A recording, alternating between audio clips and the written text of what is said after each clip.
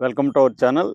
ఈరోజు 'డాకు మహారాజ్' రిలీజ్ అయింది. ఆల్రెడీ నేను ఒక రివ్యూ చెప్పాను. ఇప్పుడు ప్రధానంగా ఏందంటే 'డాకు మహారాజ్' మీద ఎలాంటి రెస్పాన్స్ వస్తుంది అనేది మనం చూద్దాం. యాక్చువల్‌గా ఏందంటే 'డాకు మహారాజ్' సినిమా రిలీజ్ అయిన తర్వాత దాని రెస్పాన్స్‌లు చూసినప్పుడు అభిమానులు చాలా హ్యాపీగా ఉన్నారు. ఎందుకంటే తాము ఎలా బాలకృష్ణని చూడాలనుకుంటున్నారో బాబీ అలాగా చూపించాడు 'బాబుకెళ్ళి' డైరెక్టర్. కానీ మామూలు ప్రేక్షకులు మాత్రం మిక్స్డ్ రెస్పాన్స్ వస్తుంది.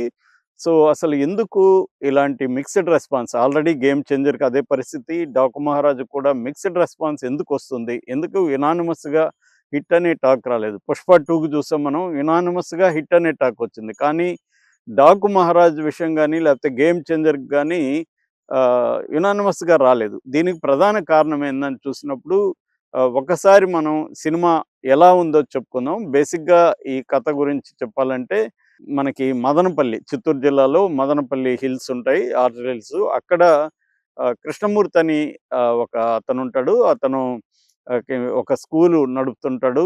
అతను విద్యావేత్త. దాని తర్వాత అతనికి కాఫీ తోటలుంటాయి. వాటిని ఆహ్, త్రిమూర్తులనే అతనికి లీజుకిస్తాడు. సో, అతనేమో వన్యమృగాల స్మగ్లింగ్ చేస్తుంటాడు. అది దానికి వ్యతిరేకంగా ఈ కృష్ణమూర్తి పోలీస్ కంప్లెయింట్ ఇస్తే పోలీసులు రంగంలోకి దిగుతారు. దాంతో త్రిమూర్తులు కృష్ణమూర్తి మీద పగ పెంచుకొని అతని మనవరాలు వైష్ణవిని హాని చేయాలని, కిడ్నాప్ చేయాలని ట్రై చేస్తుంటాడు. దాంతో అక్కడ పనిచేసే అతను చంబల్ లోయలో ఉండే సీతారాం అనే అతన్ని, అంటే అతను డాకు మహారాజుగా ఉంటాడు ఆ టైంకి. ఆ డాకు మహారాజ్‌కి చెప్తాడు, ఇట్లా హెల్ప్ కావాలంటాడు. డాకు మహారాజు నానాజీ పేరుతో ఇక్కడ రంగంలోకి దిగి వైష్ణవికి డ్రైవర్‌గా చేరి ఆ పాపని రక్షించడానికి ట్రై చేస్తాడు. బేసిక్‌గా పాయింట్ ఇది. ఇది ఇంకొక ట్రాక్ ఏందంటే చంబల్‌లో ఈ సీతారాం దంపతులు ఇరిగేషన్ ఇంజినీర్లుగా ఉంటారు. అక్కడ ఒక డాకు ఆయన ఠాకూర్ ఉంటాడు. అతను బల్వంత్ ఠాకూర్. అతనేమో మైనింగు ఇలాంటివి చేస్తూ అక్కడ ప్రజలకి వాటర్ సోర్స్ లేకుండా చేస్తుంటాడు. సో, అప్పుడు అక్కడ బాలకృష్ణ దంపతులు ఇంజినీర్సు ఆ ప్రజలకి వాటర్ అందివ్వడానికి ట్రై చేస్తుంటారు. ఆ క్రమంలో డాకు మహారాజుగా ఆయన మారుతాడు. ఇది బేసిక్‌గా ప్లాట్‌గా మనం చెప్పుకోవచ్చు. నిజానికి ప్లాట్ చాలా ఇంట్రెస్టింగ్‌గా ఉంది. డిఫరెంట్ లేయర్స్ ఉన్నాయి. చాలా బాగా చేయొచ్చు కథగా. కానీ స్క్రీన్ ప్లేస్ వచ్చేసరికి బాబీ కొల్లి అనీవెన్‌గా చేశాడు. అంటే ఒకటి పాజిటివ్‌గా చెప్పుకోవాలంటే చాలా ఆహ్, స్టైలైజ్డ్ సినిమాగా దీన్ని తీర్చిదిద్దాడు. ఈ మధ్య కాలంలో బాలకృష్ణ సినిమా ఇంత స్టైలైజ్డ్‌గా లేదు. చాలా చోట్ల మనకి ఒక హాలీవుడ్ సినిమా చూస్తున్న ఫీలింగ్ అయితే వస్తుంది. అంత స్టైలైజ్డ్‌గా దీన్ని తీయగలిగాడు.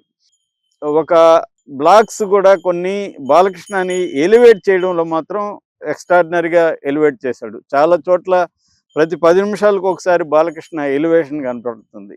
అంటే బాలకృష్ణ అని ఒక స్టైలైజ్డ్‌గా ఎట్లా ఎలివేట్ చేయొచ్చో ఇతను చూపించాడు. మామూలుగా మనకి బోయపాటి సీను ఒక మాస్ యాంగిల్‌లో బాలకృష్ణని చూపిస్తే, బాబీ కొల్లి ఒక హాలీవుడ్ హీరోలాగా ఒక డెంజెల్ వాషింగ్టన్ ఆ కైండ్ ఆఫ్ అంటే సటిల్ పెర్ఫార్మన్స్‌తో చేశాడు. నిజానికి బాలకృష్ణలో ఉండే అడ్వాంటేజ్ ఏందంటే అతను బాగా ఊరమాస్‌గా చేయగలడు. చాలా సెటిల్‌గా చేయగలడు. ఫ్యామిలీ ఆహ్, మ్యాన్‌గా చాలా దీంట్లో లో ప్రొఫైల్‌లో కూడా చేయగలడు. బాలకృష్ణకి ఆ షేడ్స్ ఉన్నాయి. ఆ షేడ్స్ అన్నిటిని దీంట్లో బాబీ కొల్లి తీసుకొచ్చాడు. ఆ విషయంలో మాత్రం మనకు ఖచ్చితంగా డైరెక్టర్‌ని మనం అప్రిషియేట్ చేయాలి. ఎక్స్ట్రార్డినరీగా ఉంది.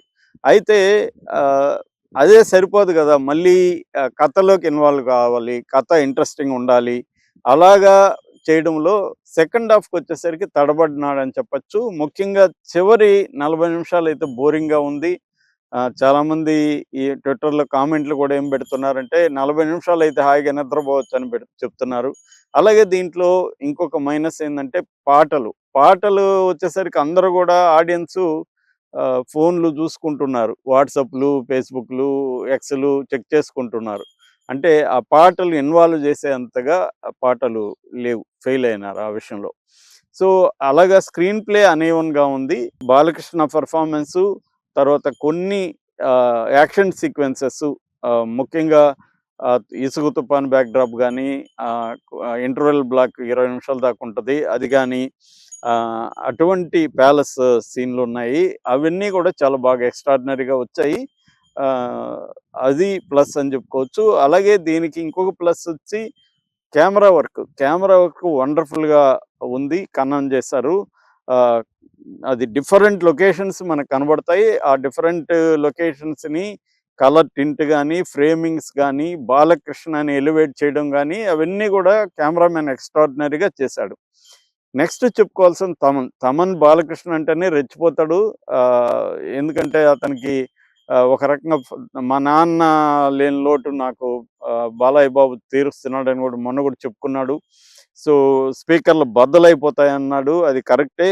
చాలా చోట్ల విపరీతంగా మ్యూజిక్‌తో ఎలివేషన్స్ ఉంటాయి. మామూలుగా లేవసలు. అవన్నీ మాత్రం ఫ్యాన్స్‌కి పండగ. బాలకృష్ణ ఫ్యాన్స్‌కి మాత్రం పండగ. తమన్ ఆ వర్క్ అయితే బ్యాక్‌గ్రౌండ్ మ్యూజిక్ వర్క్ చాలా ఎక్స్‌ట్రార్డినరీ చేశాడు. బట్ మామూలు ఫ్యామిలీ ఆడియన్స్‌కి ఒక్కోసారి అది వెరీ లౌడ్‌గా గూడా అనిపిస్తా ఉంటది. So, that is the plus and minus of background score. ఓవరాల్‌గా బ్యాక్‌గ్రౌండ్ స్కోర్ అయితే ఖచ్చితంగా చేశారు. ఆహ్, సో, ఆ పాప చాలా చేసింది. సెంటిమెంటల్ సీన్‌లంతా గూడా చాలా బావున్నాయి. ఆహ్, దీంట్లో 'ప్రజ్ఞా జైస్వాల్' కంటే గూడా ఆహ్, శ్రీనాథ్ 'శ్రద్ధా శ్రీనాథ్' ఉంది గదా! ఆమెకి మంచి ఫుటేజ్ వచ్చింది. స్క్రీన్ టైమ్ బావుంది. ఆమె క్యారెక్టర్ గూడా డిజైన్ చేశారు. ఆ క్యారెక్టర్ ఏంటి? 'శ్రద్ధా శ్రీనాథ్' క్యారెక్టర్‌కి బాలకృష్ణకున్న సంబంధం ఏంటి? ఇవన్నీ స్క్రీన్ మీద చూడాలి. పెద్ద ట్విస్ట్‌లు, టర్నులు స్క్రీన్ ప్లేలో ఏమి లేవు.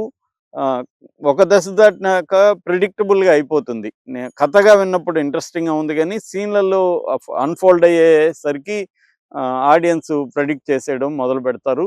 సో, అందువల్ల మిక్స్డ్ టాక్ ఉంది. ఎందుకంటే ఇది ఫ్యాన్స్‌ని దృష్టిలో పెట్టుకొని సినిమా తీసినట్టుగానే ప్రధానంగా కనబడుతుంది గానీ, ఫ్యామిలీ ఆడియన్స్ కావచ్చు, అర్బన్ యూత్ కావచ్చు, ఇలాంటోళ్ళు ఆహ్, ఇంత లెంగ్తీ సినిమాని చూస్తారా అనే డౌట్. ఎందుకంటే ఎడిటింగ్ విషయంలో ఇంకొక 40 నిమిషాలు కట్ చేసేసుండొచ్చు.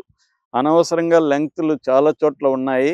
అవి గాని కట్ చేసి క్రిస్ప్‌గా తీసుంటే చాలా బావుండేది. 'గేమ్ చేంజర్‌లో' కూడా ఇదే ప్రాబ్లమ్. నేను రివ్యూలో చెప్పిన 'గేమ్ చేంజర్‌లో' కూడా లెంగ్త్‌లు ఎక్కువున్నాయి. చాలామంది ఈ మధ్య ఏమనుకుంటున్నారంటే 3 అవర్స్ పెట్టాలి. 2:45, 3 అవర్స్ ఇంకా 3 అవర్స్ దాటి 'పుష్ప 2' కూడా 3 అవర్స్ దాటింది. 'యానిమల్' 3 అవర్స్ దాటింది. అయినా అవి హిట్ అయినాయంటే ఎంగేజ్ చేయగలగాలి. ఎందుకంటే ఇప్పుడు ఇవాళ మనకు తెలుసు రీల్స్ యుగం వచ్చేసింది. 1 మినిట్ రీల్‌ని చూసే పరిస్థితి లేదు ఆడియన్సు. అట్లాంటి ఆడియన్స్‌ని కూర్చోబెట్టాలంటే ఎంతో ఎంగేజింగ్ ఎలిమెంట్ ఉండాలి.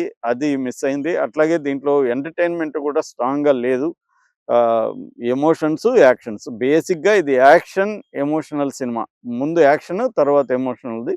ఒక్కోసారి ఏమవుతుందంటే వాళ్ళని చిన్న పిల్లల్ని బాధపెట్టేది చాలా ఎక్కువ అయిపోయిందన్న ఫీలింగ్ గూడా వస్తుంది మనకి. ఎక్కువ సేపు ఎందుకంటే సెంటిమెంటల్‌గా పిండాలని జెప్పి ఎక్కువ సేపు చేశారు. అట్లాగే మామూలు ఆడియన్స్‌కి లాజిక్‌లు బాగా మిస్ అయినాయి ఈ సినిమాలో.